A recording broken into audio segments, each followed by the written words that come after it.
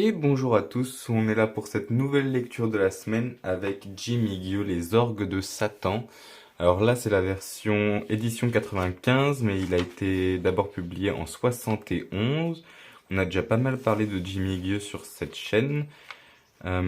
C'est un roman qui a été pas mal de fois primé. On a le Grand Prix du roman science-fiction de 54, du roman ésotérique de 69, du roman SF Jean Auvray 73, Grand Prix du roman à succès 87 catégorie science-fiction et Oscar de France de la littérature fantastique.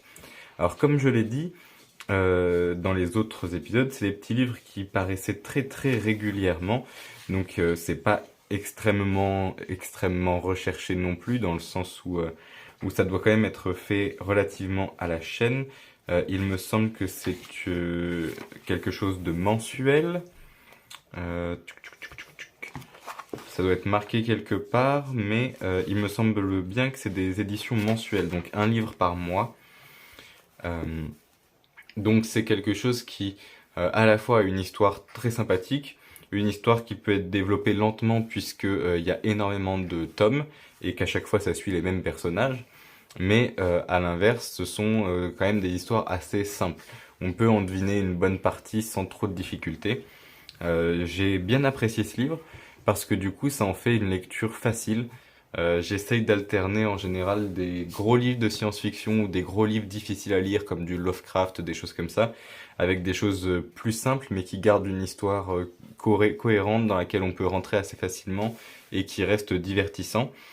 Donc là, sans trop entrer dans les détails, pardon, euh, on a nos aventuriers, du coup nos héros qui sont sur la même planète que dans le lecture de la semaine numéro 33, je crois, Les Rescapés du Néant par Jimmy Gueux, mais qui se passe du coup dans le passé par rapport à ça, puisqu'on est sur le tome 40 ici. Les Rescapés du Néant, je sais pas si il y est dedans, mais ça doit être 70 peut-être.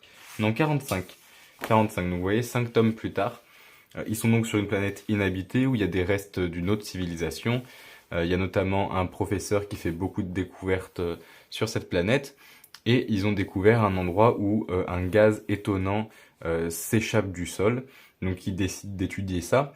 Malheureusement, le gouvernement en place est tombé. Tout est aux mains des militaires qui recherchent du coup nos héros et qui finissent par venir sur cette planète-là où ils veulent les attraper. Ils décident donc de s'engouffrer dans les orgues de Satan et de s'y protéger le temps de trouver un plan ou le temps de trouver comment faire, dans le but à la fois de rétablir du coup le système qui était en place, mais également de se sauver sans mourir parce qu'ils sont actuellement recherchés sur la planète et pas forcément très loin par des forces militaires. Donc c'est un livre que oui j'ai bien aimé, qui se lit assez vite, qui fait peut-être 200 pages, un peu moins de 200 pages il me semble, avec beaucoup de pubs à la fin.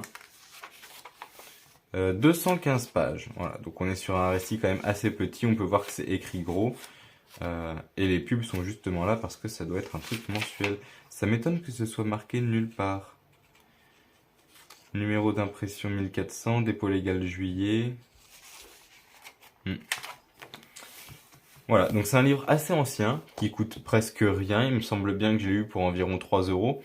On en trouve généralement en brocante, en vide-grenier, dans les ressourceries, sur internet avec notamment Rakuten, des choses comme ça. De temps en temps, c'est disponible chez d'autres vendeurs, j'aurais dit entre guillemets du type Amazon, Fnac, etc. Mais Fnac, je crois pas. Mais les trucs comme Amazon, de temps en temps, mais c'est assez rare. Il doit y être sur des sites comme eBay aussi. Et c'est un livre que je vous conseillerais du coup si vous aimez la SF et que vous aimez les choses de SF pas hyper poussées non plus. Dans le sens, on va jamais te parler de science vraiment dedans. C'est pas Star Trek où on te parle de temps en temps du fonctionnement des moteurs, de choses comme ça, ou du fonctionnement d'une maladie, ou voilà. Ça va pas dans les détails comme ça, ce qui en fait une lecture facile, tout en restant dans de la SF.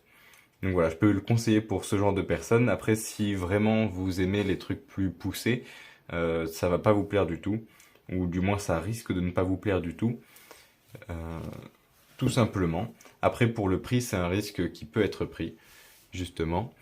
Donc je pense qu'on a un petit peu fait le tour. J'ai envie de vous dire merci à tous et bonne journée. Je vais juste conclure avec l'illustration. On m'a déjà demandé pourquoi les illustrations ne correspondaient pas forcément au livre à l'intérieur. C'est que à une certaine époque, notamment pour les livres comme ça qui sortent quasiment à la chaîne, on utilise des images préexistantes, des images qui ont été faites pour la sortie des livres, mais pas forcément pour celui-ci en particulier. Donc on peut trouver d'autres livres de d'autres écrivains qui n'ont rien à voir avec la même couverture, par exemple. Et la couverture n'a pas forcément de rapport avec ce qui est à l'intérieur. De temps en temps, oui, ces moments-là, c'est assez chanceux, mais pour celui-ci, par exemple, pas du tout. Et pour celui d'après, que vous verrez du coup plus tard, c'est pas du tout le cas non plus. Voilà, tout simplement. Merci à tous et bonne journée.